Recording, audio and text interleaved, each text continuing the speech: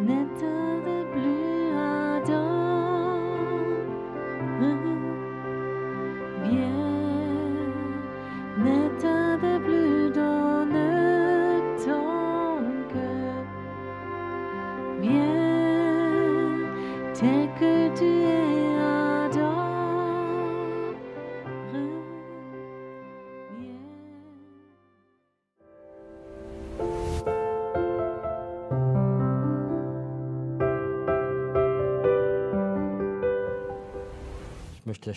J'aimerais vous laisser lire une parole.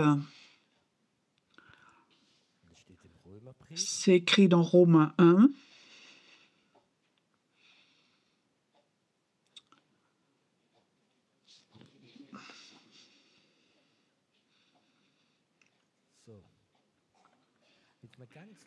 Avec un accent de Zinsheim. Tu peux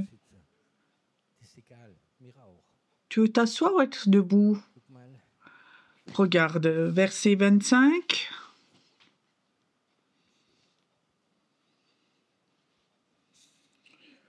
Eux qui ont changé la vérité de Dieu en mensonge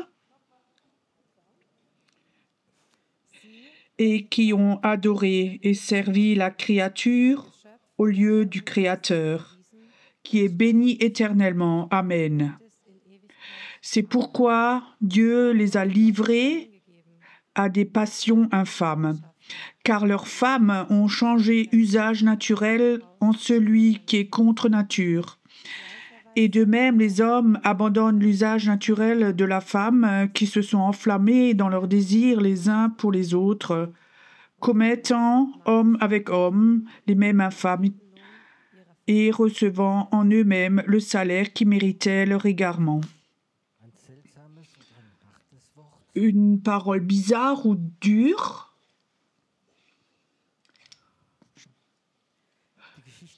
L'histoire où Paul commence avec les humains ont échangé le mensonge et la vérité. Est-ce que la vérité est juste? Quand on enlève la vérité, le mensonge vient tout seul. Il y a des gens, ils vivent toute leur vie avec le mensonge. Et ils disent, il n'y a pas de Dieu. Des personnes, quand ils sont athées, ils ne croient pas. Des générations sont athées. Le mensonge est là. Et si tu ne crois pas la vérité, mais le mensonge, alors il y a beaucoup de choses qui se passent dans ta vie. Et parfois, le Saint-Esprit vient, surtout pour ses enfants, où il y a comme ça des petits mensonges qui viennent dans nos pensées, dans notre esprit, dans notre cœur, qui sont là, et après, il nous le montre. Tu comprends? Il nous le montre pour que nous nous repentions et que nous revenions à la vérité. Ce que j'ai découvert, moi-même j'ai 4 enfants et petits-enfants, et j'ai remarqué surtout chez les adolescents et ceux qui ont des ados à la maison, ils ont tous un mensonge, personne ne m'aime. La maman m'aime pas, papa m'aime pas, et celui-là m'aime pas. Et quand le mensonge est là, alors les portes sont ouvertes pour des choses démoniaques. Si tu ne crois pas la vérité, pense tout de suite, c'est une porte qui est ouverte pour les choses, puissance démoniaque. Et il est écrit, le premier mensonge que les humains avaient, qu'ils ont fait dans l'histoire, les humains. Donc, ils ont adoré la créature au lieu du Créateur. Ça veut dire que ce que Dieu t'a donné, ce que Dieu a fait, si tu commences à admirer cela, et si ça prend la place de Dieu, alors le mensonge est rentré dans ta vie.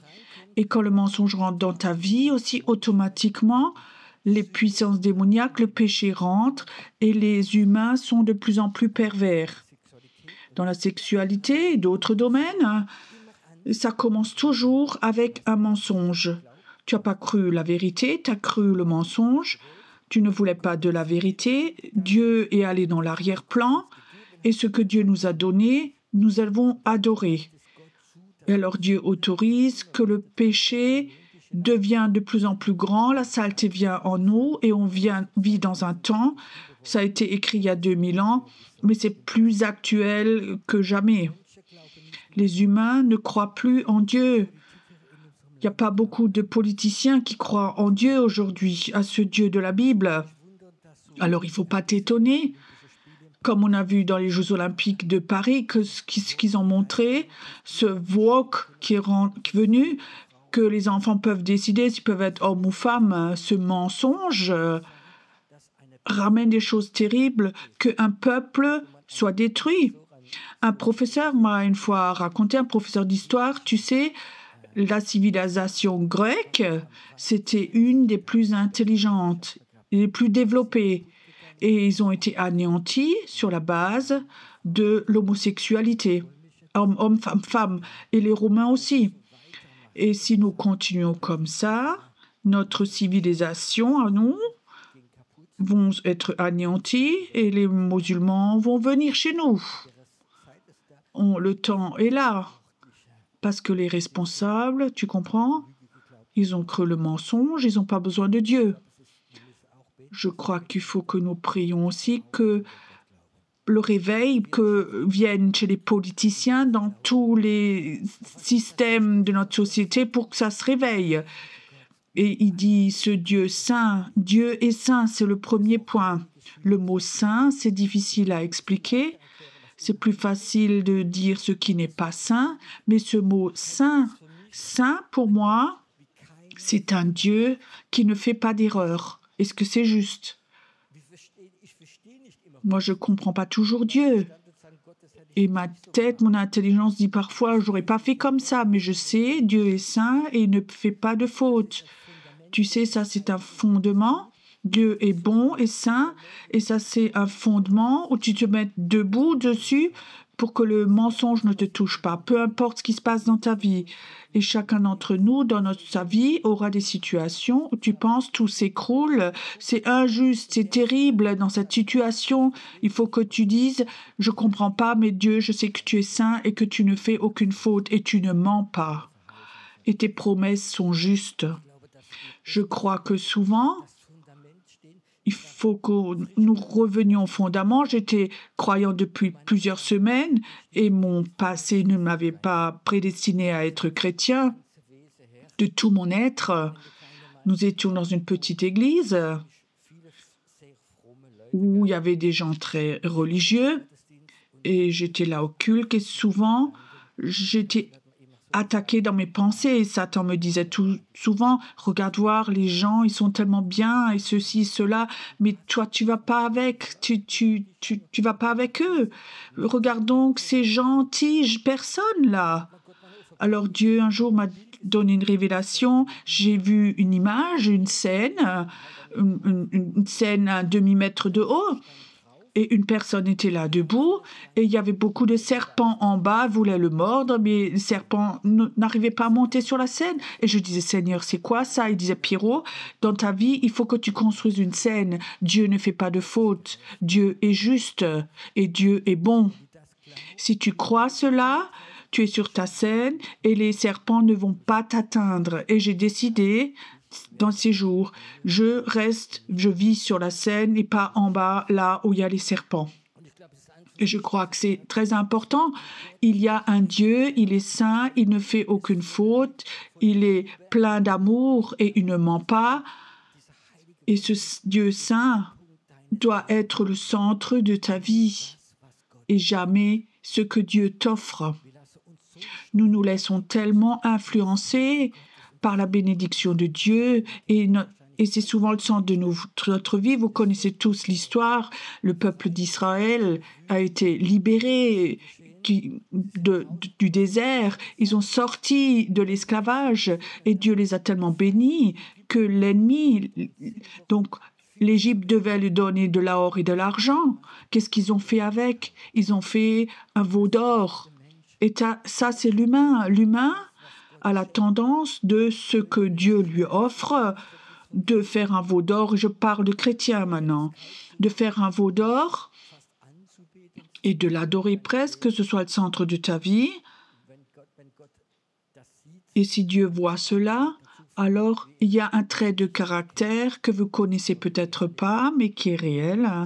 Dieu est jaloux. Est-ce que vous savez ça? Il écrit Dieu est jaloux, c'est un Dieu du feu.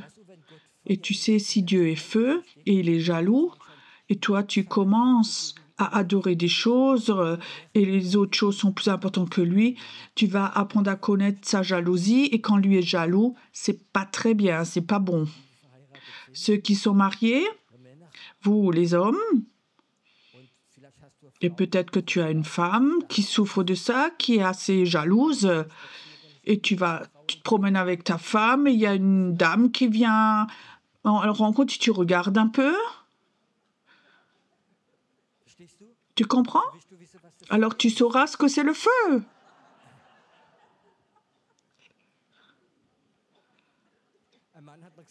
Un homme a dit, moi j'ai pas de problème avec ça. Pour que ça m'arrive pas, je mets toujours des lunettes de soleil. Mais imagine maintenant, Dieu est jaloux. Pourquoi il est jaloux? Parce que tu lui appartiens. Quand tu donnes ta vie à Dieu, dis Dieu, je te donne ma vie, fais de ma vie ce que tu veux. Alors Dieu dit, je prends ta vie, tu m'appartiens et je suis jaloux, tu m'appartiens. Et ça, souvent, on le sent, mais on pense toujours, c'est pas bon, c'est le diable, c'est démoniaque, j'ai besoin de délivrance, la cure d'âme, j'ai besoin de ceci, cela. Parfois, quand Dieu est jaloux, alors il a différentes manières de nous le montrer. Si tu demandes le Saint-Esprit, tu te réveilles, tu dis oui, c'est juste quelque part, tu n'es plus au centre de ma vie, tu es plus l'essentiel. Alors, repens-toi. Alors, cette jalousie de Dieu qui brûle comme du feu, elle va quitter ta vie. Ne va pas toujours à la cure d'âme où est le diable et le démon sont la faute. Parfois, c'est la jalousie de Dieu qui brûle dans ta vie. Dieu est jaloux quand la créature, tu l'adores plus que le Créateur, que ce qu'on t'a offert, que tu l'adores plus. Je peux te donner 100 exemples aujourd'hui.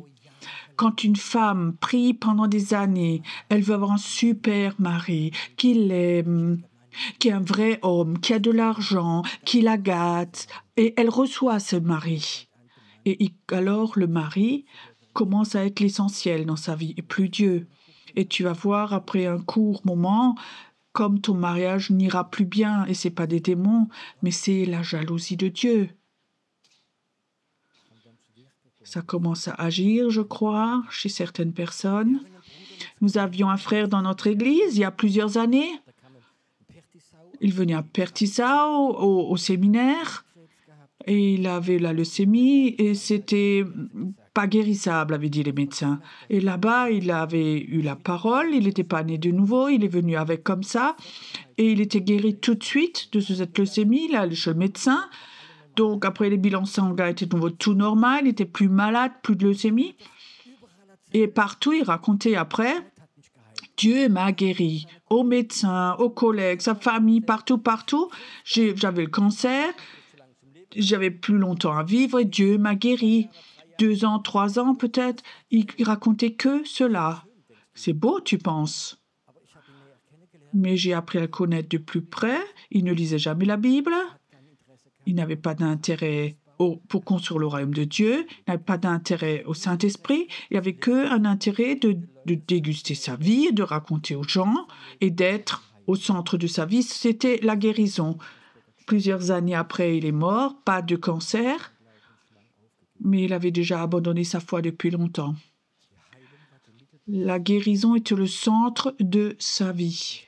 Et je peux te dire, je suis déjà depuis de longues années dans le ministère de guérison. J'ai vécu beaucoup de guérisons, mais Dieu n'était pas le centre de leur vie. Et ils se sont même séparés de Dieu et leur vie est devenue chaotique. Et j'ai vu d'autres personnes, ils n'ont pas été guéris. Ils ont beaucoup souffert ou ils étaient longtemps malades, mais Dieu était au centre de leur vie. Et ils sont allés dans la gloire de Dieu. Et ça, c'est beau. Peut-être tu dis, tu prêches contre la guérison. Je dis non, je ne prêche pas contre la guérison, mais Dieu est plus important que la guérison. J'aimerais surtout ce soir parler des chrétiens charismatiques. Nous, nous recevons des dons, sont offerts par Dieu pour servir, et ils sont fantastiques. Dieu ne les reprend pas. Mais si on prend ces dons, et ils sont au centre de notre vie, mon don prophétique, mon don de guérison, ou je suis un merveilleux louange, je suis un musicien, ceci, cela, et les gens te donnent un honneur et t'adorent et t'admirent. Et tout d'un coup, ton don devient ministère et ce ministère peut devenir ton Dieu. Si tu as un ministère et beaucoup de personnes demandent après toi et tu as énormément de clics sur YouTube et ceci, cela, et tout d'un coup, cette chose est au centre de ta vie, je peux te dire, tu commences à adorer et Dieu n'est plus au centre de ta vie et ça, c'est de l'idolâtrie. Quelqu'un peut dire amen à cela? Combien ça peut aller vite que tu adores la créature, ce que Dieu t'a donné, ce que Dieu t'a offert. Tu pouvais construire une maison, tu peux avoir un super job, on avait prié pour toi, tu es un homme d'affaires avec beaucoup de succès et tout d'un coup, tu es de ce cadeau que Dieu t'a donné, tu es tellement fasciné, toute ton énergie ne tourne que encore vers le cadeau de Dieu et pas Dieu. Et Dieu est en arrière-plan. Notre Dieu est un Dieu saint.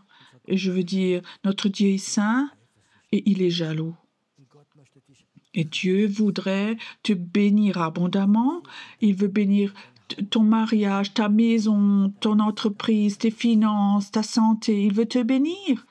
Mais il ne voudrait pas que ce qu'il te donne soit plus important que Dieu lui-même. Et ça va tellement vite que parfois on ne le remarque même pas.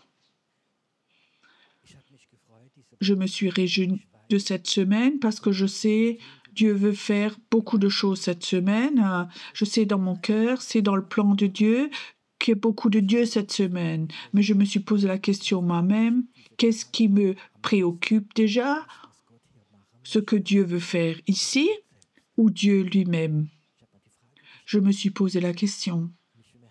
Et je remarquais déjà, je suis tellement préoccupée, je me suis réjouie de tout ce que Dieu veut faire, mais plus Dieu, mais ce qu'il veut faire. Et je peux te dire, ça c'est de l'idolâtrie, et ça c'est rien d'autre que ce Dieu jaloux de le provoquer. Dieu sait très bien comme nous sommes en danger lorsque nous faisons cela. Si Dieu n'est plus au centre, alors il y a d'autres choses qui viennent au centre, et les autres choses, quand elles sont là au centre, même si c'est spirituel et chrétien, et avec tellement de succès, ce sont les portes ouvertes pour les puissances démoniaques. Beaucoup de leaders spirituels avaient beaucoup de succès. Ils étaient très loin et avaient du succès. Et leur vie a fini d'une façon catastrophique avec de l'alcool, la dépression. Certains ont atterri en psychiatrie et des choses terribles. Je ne veux pas juger maintenant parce que Dieu n'était plus au centre, mais leur ministère, leur travail. Dieu voudrait, toi et moi,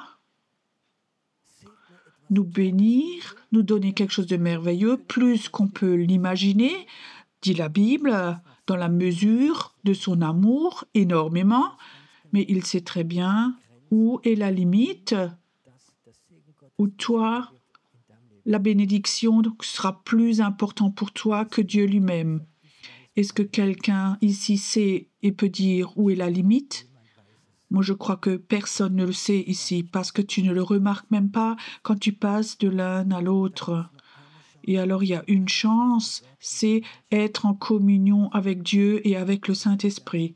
Le Saint-Esprit va toujours, je crois, quand on est en communion avec lui, de dire « Saint-Esprit, montre-moi ceci, cela, mais montre-moi ce qui est en moi, ce qui te dérange en moi. » Quand Dieu est saint, il y a autre chose aussi qui est saint, c'est le Saint-Esprit. Le Saint-Esprit n'est pas un don pour jouer ou pour faire quelque chose, pour avoir de la reconnaissance, mais le Saint-Esprit veut toujours glorifier Jésus. Jean 16, vous pouvez lire, le Saint-Esprit est toujours là pour glorifier Jésus. pour élever Jésus. Et le Saint-Esprit est saint comme Dieu est saint. Et je crois, c'est quelque chose qui doit être en toi. Et la sainteté du Saint-Esprit est là. Et tu sais, il y a des choses, tu ne vas jamais les faire. Tu sais très bien, en toi, il y a une limite. Tu ne peux pas aller au-delà. Il y a des choses, par exemple, que j'ai appris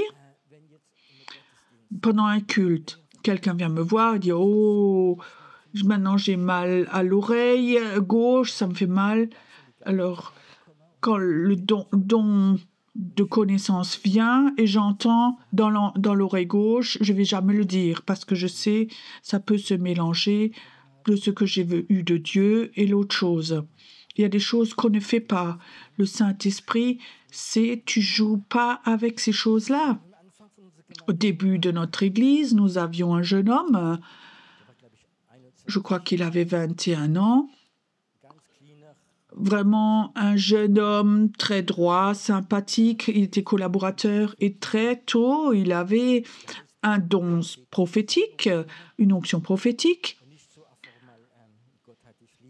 Pas seulement Dieu t'aime, mais surtout, je me rappelle encore dans un culte, on était en haut encore sur le Emmausgrund pendant le culte, et alors il va devant, il prend le micro, il dit, il y a quelqu'un qui est là, tu es venu de très loin, et en route, tu as eu un plat, ta voiture, devant, à gauche, à ta voiture, tu es venu un peu plus tard, mais Dieu voudrait te parler. Je me rappelle encore après le culte, un homme est venu me voir, il dit, comment est-ce qu'il sait que moi j'ai eu un plat à la roue gauche? Il y avait vraiment une onction prophétique très forte, malgré qu'il était très jeune. Plusieurs mois plus tard, il vient me voir, il dit « Pierrot, est-ce que je peux te parler ?» Je dis « Oui. » Alors il dit « Tu sais, je suis dans une situation, tu sais, dans l'église, il y a donc un couple, ils sont très riches, ils sont même très riches, et cette femme a demandé plusieurs fois si je peux venir, prier pour elle, parce qu'elle est attirée par ce don prophétique. Tu sais, quand tu as un don prophétique, beaucoup de gens vont venir, ils sont attirés par toi et ils veulent quelque chose de toi. Oui, et je l'ai visitée plusieurs fois, j'ai prophétisé sur elle. J'ai dit oui, raconte.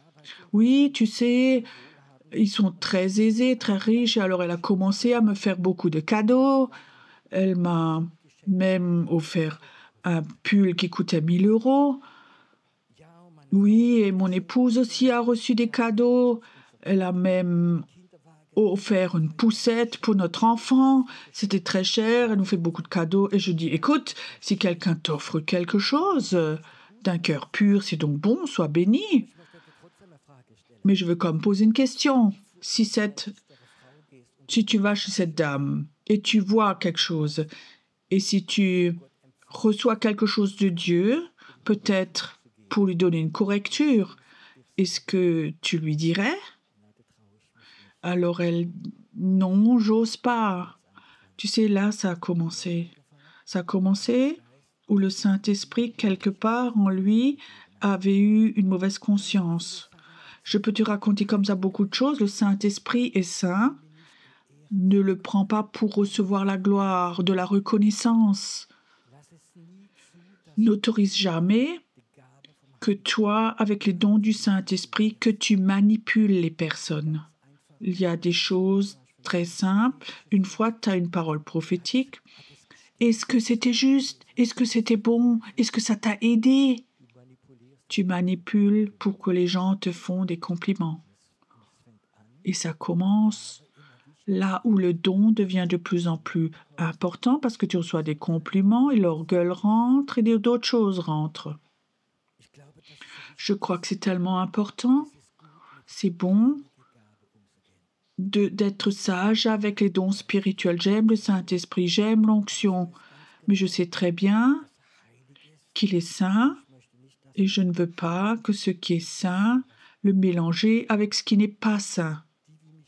Ceux qui me connaissent personnellement vont tous dire « Toi, tu n'es pas le plus saint que nous avons rencontré dans notre vie. » Je fais des bêtises, je raconte des blagues, je fais plein de choses.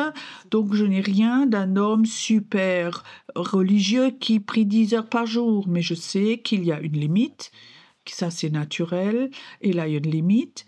Ça, c'est le niveau de l'esprit. Et quand tu es dans le niveau de l'esprit et le Saint-Esprit est là, alors il faut que tu saches, il est saint. Ça peut, ne laisse pas mettre de mensonges dedans, ne prends pas de la reconnaissance, de l'honneur. Tu vas apprendre à connaître la jalousie de Dieu dans ta vie. Moi, je connais la jalousie de Dieu et ça fait mal. Ce n'est pas agréable. Ce Dieu jaloux, cette jalousie, c'est que quelque chose qui te prévient. Et quand tu reçois ces signes et tu ne les écoutes pas, alors il y a cette deuxième phase qui vient, où des portes dans ta vie s'ouvrent pour des puissances démoniaques, dans tous les domaines, ce qu'on a lu aussi avant. Il y a des choses qui rentrent dans ta vie et tu n'as pas la force de résister et il y a de plus en plus de choses qui viennent dans ta vie et ça, c'est le début de la fin. C'est pour ça que je dis, prenez-vous le temps, ce Dieu saint, de le laisser venir à vous. Est-ce qu'il y a quelque chose en lui qui est jaloux en ce moment, où il dit à un moment, là, tu m'as pris l'honneur? Il y a un beau exemple dans la Bible. Donc l'arche de l'Alliance,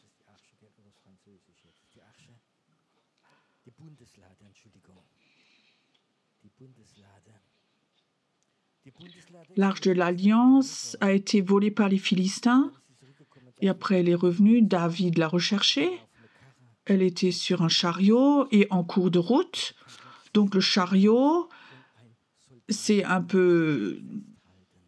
Elle était tombée un peu et le soldat voulait rattraper l'arche de l'Alliance et on avait dit, il ne faut pas toucher l'arche de l'Alliance et le soldat est tombé mort. Et David était choqué, il n'osait plus. Mais je crois qu'il y a des exemples comme ça qui nous aident à savoir le Saint-Esprit est comme cette arche de l'Alliance. Et c'est bon que Dieu nous la donne, qu'elle est en nous, mais respecte cette arche de l'Alliance. Il y a aussi un Nouveau Testament. Là, il y a la grâce. Oui, dans le Nouveau Testament, il y a un autre passage à Ananias et Saphira. Tu comprends, ils amènent l'argent à l'église. Ils ont un bon cœur. La motivation, je ne sais pas, mais ils ont amené de l'argent, ils ont vendu leur maison. Et après, ils ont menti à Pierre et ils ont tombé morts. Dieu ne voulait pas que le péché rentre dans une église pure. Je crois, dans l'esprit, je sens que Dieu, il est à un croisement où Dieu veut redonner ses dons spirituels à son peuple, où son esprit veut venir sur toute chair. Et dans ta vie, tu vas avoir des faiblesses, des fautes, des erreurs, mais Dieu veut quand même te donner. Mais Dieu veut avoir quelque chose, que lui est toujours plus important que tout ce que Dieu veut te donner. Si tu as ça en toi, alors je crois qu'il y a beaucoup aussi certains qui écoutent et sur YouTube et ceux qui sont assis, tu sais, tu as reçu des paroles prophétiques, mais Dieu ne peut pas les libérer parce que ce Dieu jaloux n'est pas la priorité dans ta vie, mais les cadeaux qu'il te fait, mais les cadeaux qui vont venir. Je ne veux pas faire très long ce soir. Ce n'est pas une prédication préparée, mais je sens quelque chose dans mon esprit. Ce Dieu saint, ce soir, il veut toucher les personnes ce soir. J'aime les différentes onctions. J'aime l'onction de la guérison, de la prophétie, de la guérison intérieure. Mais je souhaite de plus en plus que cette onction de la sainteté de Dieu vienne dans nos cultes. Je souhaite que cette onction de sainteté de Dieu, pas d'être religieux, mais cette onction de la sainteté de Dieu soit sur nous, comme Smith Wigglesworth, un des plus grands hommes de Dieu. Il était souvent dans le train et quand il est allé dans le wagon, il ne parlait jamais aux gens. Il s'asseyait dans un coin, il ouvrait sa Bible, il lisait, mais la gloire de Dieu était tellement forte sur lui que les gens qui étaient avec lui dans le wagon, pas croyants, Ils sont tombés sur leurs genoux, ils se sont repentis, ils ont pleuré. Pourquoi? Parce que la gloire de Dieu était rentrée dans ce train. Il n'avait pas besoin de convertir quelqu'un, il n'avait pas besoin de parler, de convertir, de donner témoignage. L'onction de la gloire était posée sur lui. Ma question, est-ce que tu as soif? Ce Dieu du feu, ce Dieu jaloux, est-ce que tu vas apprendre à le connaître? Pas le Dieu qui bénit, ce Dieu saint, ce Dieu jaloux. Est-ce que tu veux apprendre à le connaître? Quand tu fais ton temps de silence, quand tu es en communion avec lui, quand tu lis la Bible, que tout d'un coup ce Dieu jaloux est là et tu sens sa gloire et le feu peut venir dans ton cœur et détruire tout ce qui n'est pas de Dieu, tout ce que toi tu adores et que tu aimes. Est-ce que tu es prêt tous les jours de dire Dieu, je suis prêt à tout te donner, je suis prêt à tout moment si tu m'appelles à venir à toi? Je suis prêt à quitter la terre. Il n'y a plus rien sur la terre qui est important pour moi, plus important que toi. Je suis toujours encore choqué quand je vois que les chrétiens ont peur de la mort, peur de mourir. Quand ils ont une diagnostic, quand ils sont dans le choqué, et je demande, mais où est ce Dieu saint? Où est-ce que la peur est dans leur vie? Et leur plan et leur appel.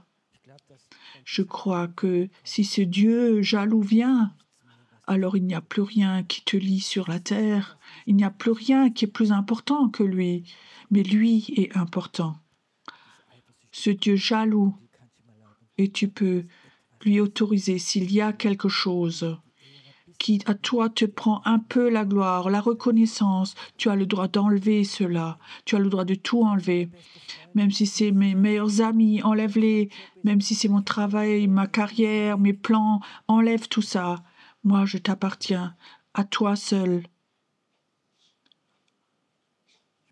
J'aimerais que ce Dieu jaloux ce soir nous touche. Et si ce Dieu est saint, et tu lui as donné ta vie,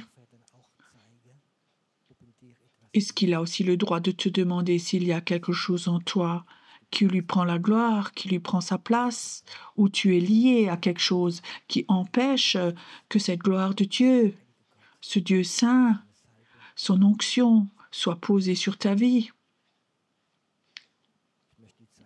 J'aimerais vivre ce temps quand je rentre dans une salle, que la gloire de Dieu vienne avec, que toutes les paroles négatives cessent, que les sentiments de culpabilité viennent tout seuls chez les personnes, que j'ai même pas besoin de prêcher parce que la gloire, la sainteté de Dieu vient.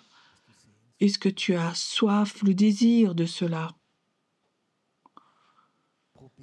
N'essaie pas d'être saint.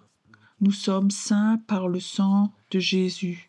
Nous sommes saints, mais ça ne signifie pas que la gloire de Dieu est posée sur nous. Sa sainteté, c'est deux choses différentes. Je souhaite, quand Dieu dit « J'aimerais te donner une onction super forte », laquelle que tu veux avoir, je veux dire, j'aimerais avoir celle de la sainteté de Dieu, qu'elle soit posée sur moi, que quand je regarde dans les yeux de quelqu'un, que les puissances démoniaques perdent leur force parce qu'ils voient la gloire de Dieu. J'aimerais que le Saint-Esprit, qu'il vienne. Et j'ai l'impression que certains sont là. Ils ont touché l'arche de l'Alliance. Peut-être pour manipuler, recevoir la gloire, la reconnaissance. Peut-être que tu as exagéré et tu le sais. Tu n'es pas tombé mort, mais entre toi et Dieu, il y a quelque chose. Et Dieu dit, j'aimerais de nouveau enlever ces choses-là et j'aimerais te redonner quelque chose, te redonner quelque chose.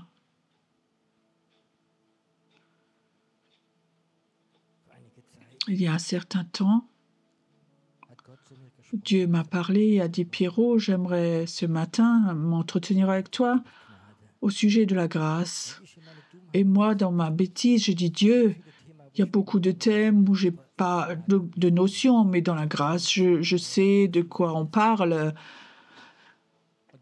Et le Seigneur dit, OK, on discute ensemble.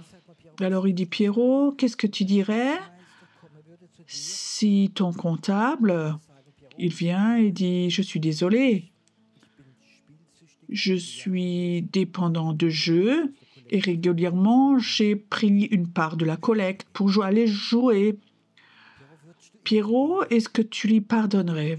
Est-ce que à ce comptable, tu pardonnerais? C'est un peu bête, hein, quand quelqu'un prend de l'argent comme ça de la caisse. Je dis oui, je crois à la grâce, moi, je lui pardonnerai. Alors Dieu a dit, est-ce que tu le garderais encore? Et je dis, mais je suis donc pas bête, surtout s'il joue. Et Dieu dit, tu sais, moi, je lui pardonnerai et moi, je lui donnerai encore la caisse. Et moi-même, tout l'argent qu'il a volé, je le rendrai. Alors j'ai compris quelque chose. La grâce de Dieu est beaucoup plus grande que la mienne. Pourquoi je vous raconte cela? Parce que je sais, il y a certaines personnes qui sont là ce soir. Tu as touché l'ars de l'Alliance, malgré que tu n'avais pas le droit. Tu as touché l'onction, tu l'as utilisé pour quelque chose qui n'était pas bon. Et Dieu dit, j'aimerais te pardonner. J'aimerais te pardonner et j'aimerais t'utiliser toujours encore. Et j'aimerais te donner plus d'onction qu'auparavant.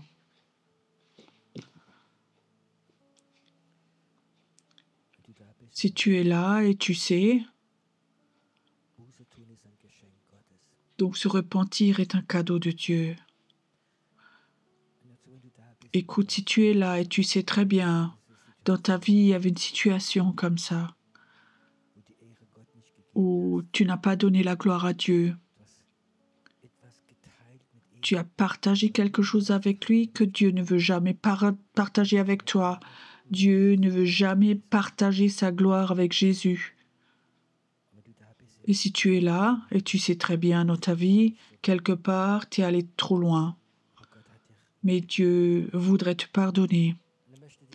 Et il veut t'utiliser de façon très fortement. Et il voudrait même te donner plus que tu avais auparavant. Ayons un temps où nous restons dans la prière. Et si tu es là et tu as le besoin de t'agenouiller devant Dieu et de dire, Dieu, je sais, j'ai fait ça dans ma vie. J'aimerais demander pardon. Alors viens devant. Tu peux t'agenouiller et tu vas voir ce Dieu de grâce qui pardonne. Il veut te donner encore plus.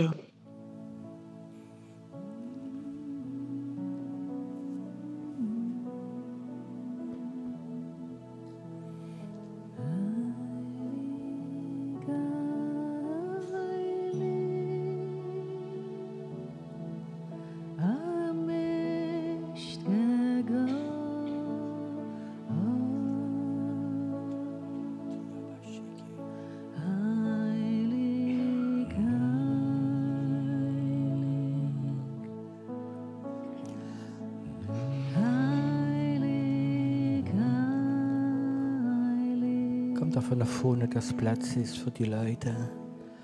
Vous pouvez chanter ce chant aussi avec Saint Saint.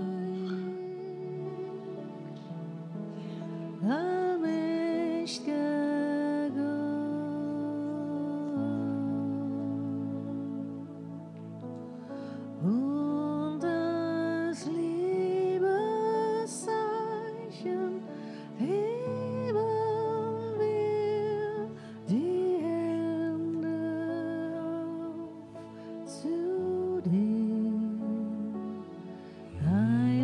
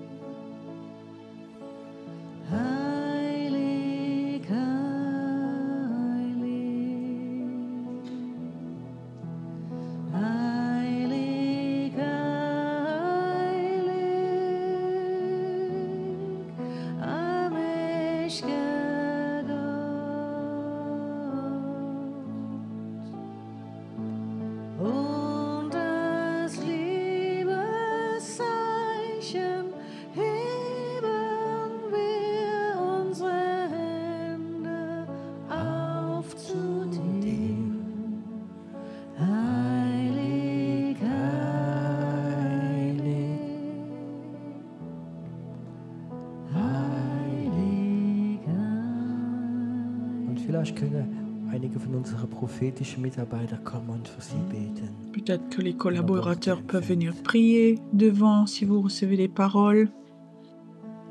Heilig, heilig,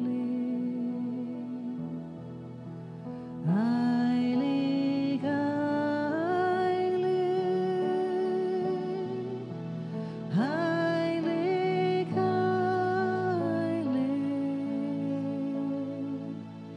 Und das Liebeszeichen heben wir unsere Hände auf zu dir.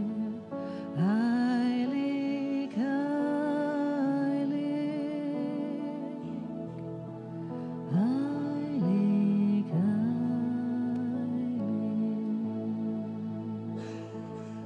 Unser Vater, unser Vater, wir sind froh, dir zu gehören, unser Vater. Und das Liebeszeichen heben wir unsere Hände auf zu dir, unser Vater, unser Vater,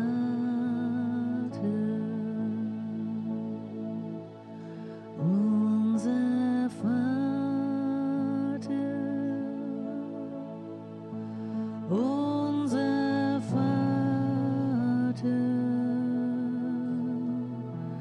Danke, dass du uns erlöst hast, unser Vater. Und das Liebeszeichen heben wir unsere Hände auf zu dir, unser Vater, unser Vater. Heilig, heilig, heilig,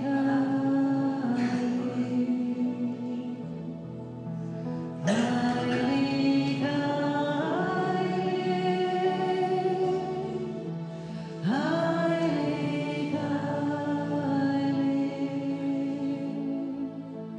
Und das Liebeszeichen heben wir unsere Hände auf zu dir. Heilig, heilig, heilig, heilig. Teurer Jesus, teurer Jesus, danke, dass du uns erlöst hast, teurer Jesus. Und das Liebeszeichen heben wir unsere Hände auf zu dir, teurer Jesus, teurer Jesus, teurer Jesus, teurer Jesus. Danke, dass du uns erlöst hast, teurer Jesus.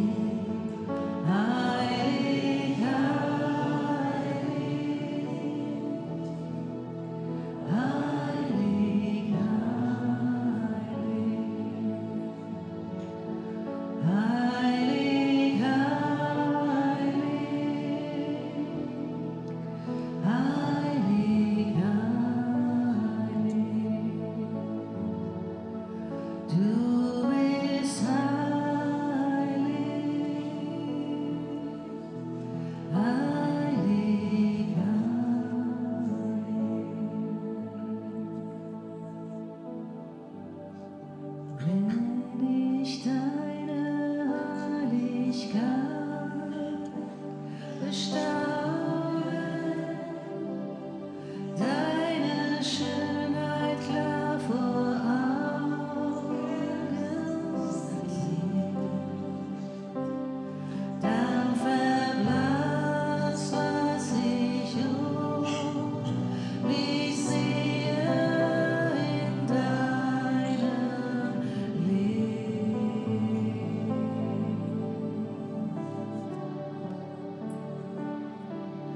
Wenn ich deine Nähe deutlich spüre, deine Liebe völlig mich umhüllt, dann verblasst, was ich mich sehe in deinem Leben.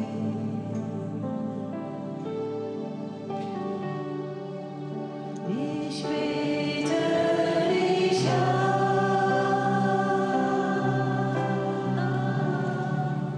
Ich bete dich an.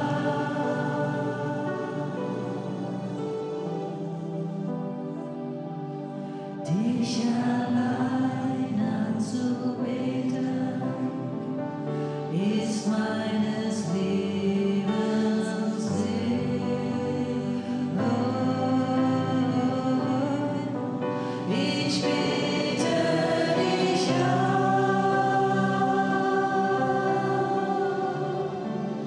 Ich bete dich an.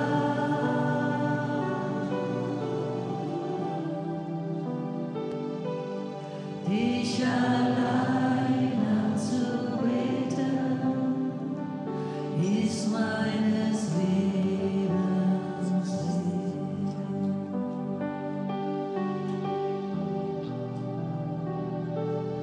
Dich allein anzubeten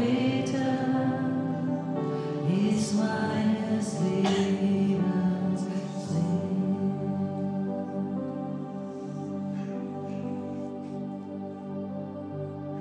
Wenn ich deine Herrlichkeit bestaune,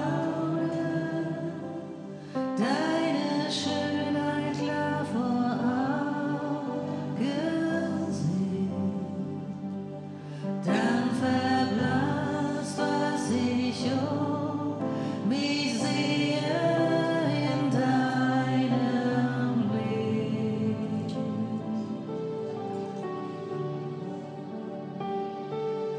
Wenn ich deine Nähe deutlich spüre, deine Liebe völlig mich umhüllt, dann verblasst, was ich mich sehe in deinem Leben.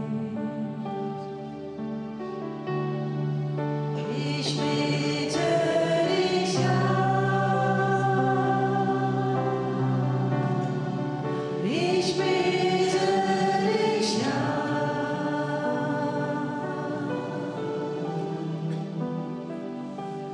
Dich allein anzubeten ist meines Lebens Sinn.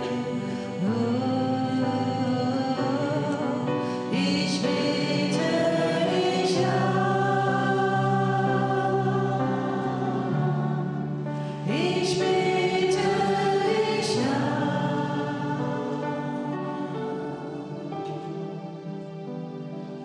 Dich allein anzubeten ist meines Lebens Sinn.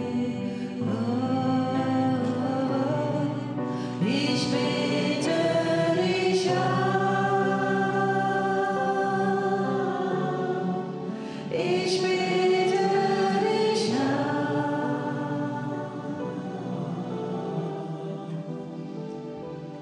Dich allein anzubeten ist meines Lebens Sinn.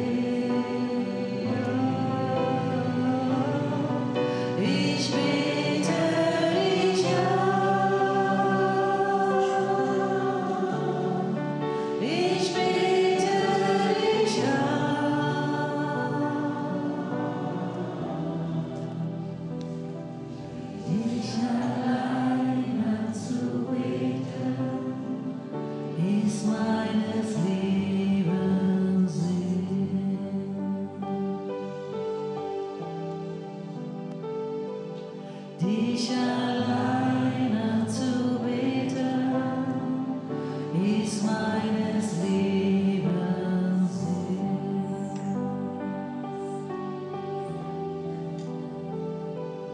Dich allein anzubeten, ist meines Lebens Sinn.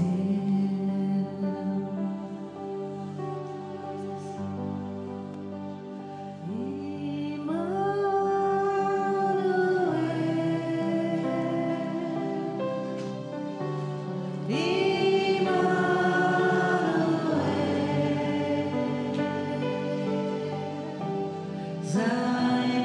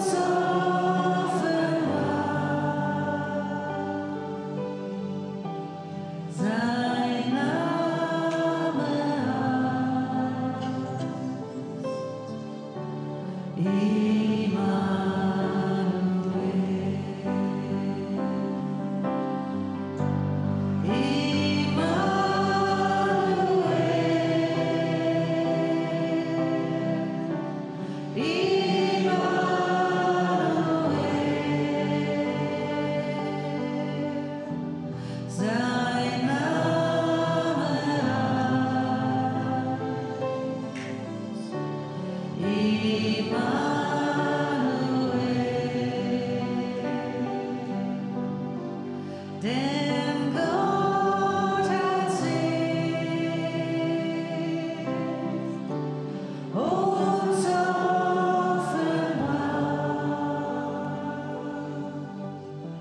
Sein Name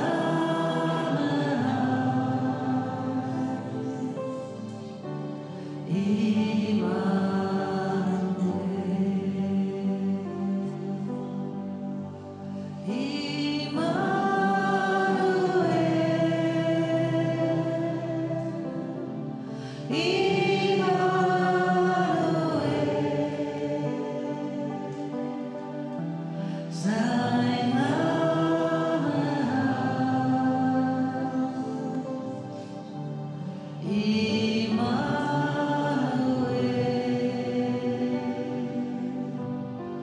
denn Gott hat sich uns offenbart. Sein Name Sein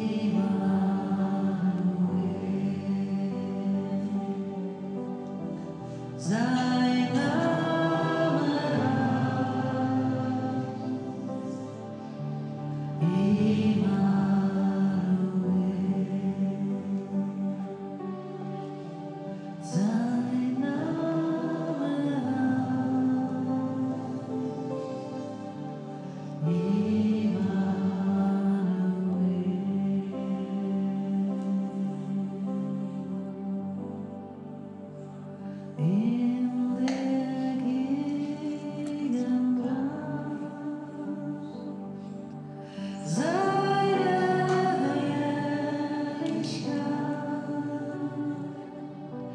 Gott ist so mächtig, Friede Fürst, Ratgeber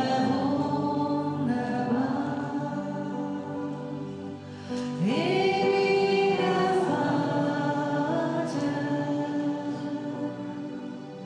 in seiner Gegenwart werd ich in seiner Gegenwart, in seiner Herrlichkeit. Gott ist so mächtig.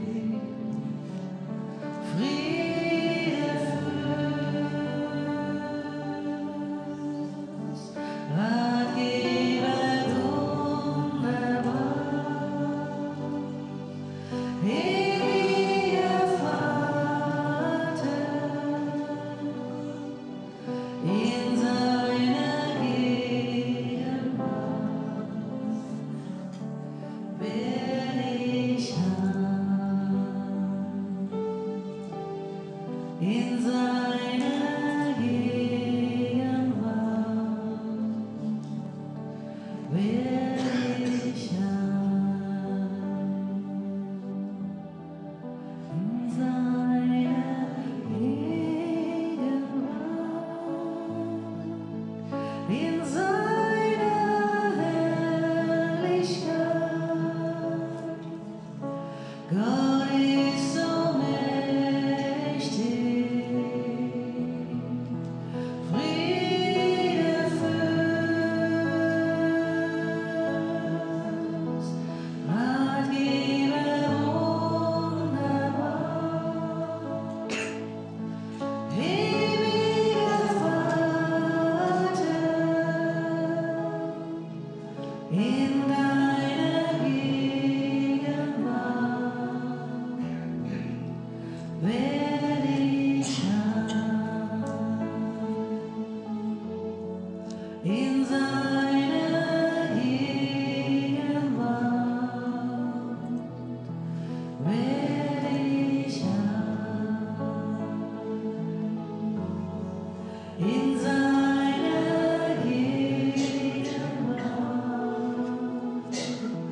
werde ich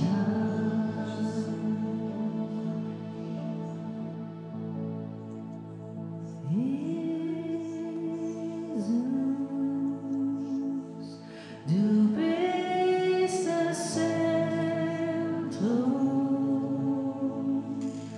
du bist mein Halt und mein Licht, Jesus.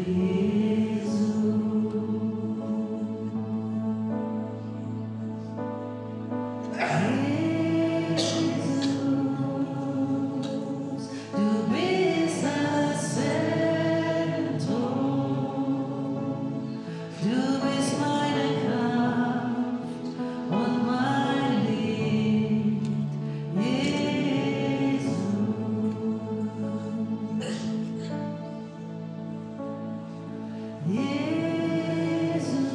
Jesus, du bist das Zentrum,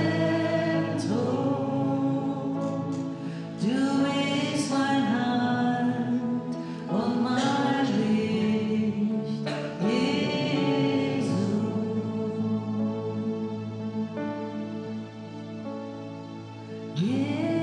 Jesus, du bist das Zentrum, du bist meine Kraft und mein Licht, Jesus.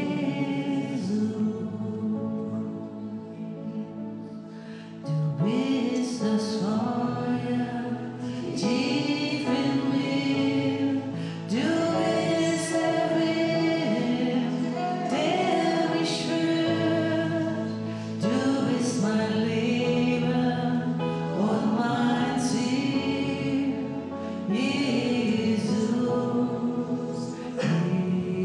Jesus. Du bist das Feuer tief in mir, du bist der Wind, der mich führt, du bist mein Leben und mein Ziel, Jesus, Jesus.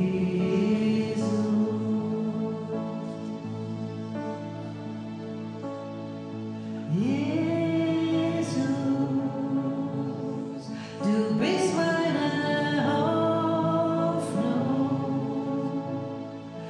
meine Vision und mein Weg, Jesus.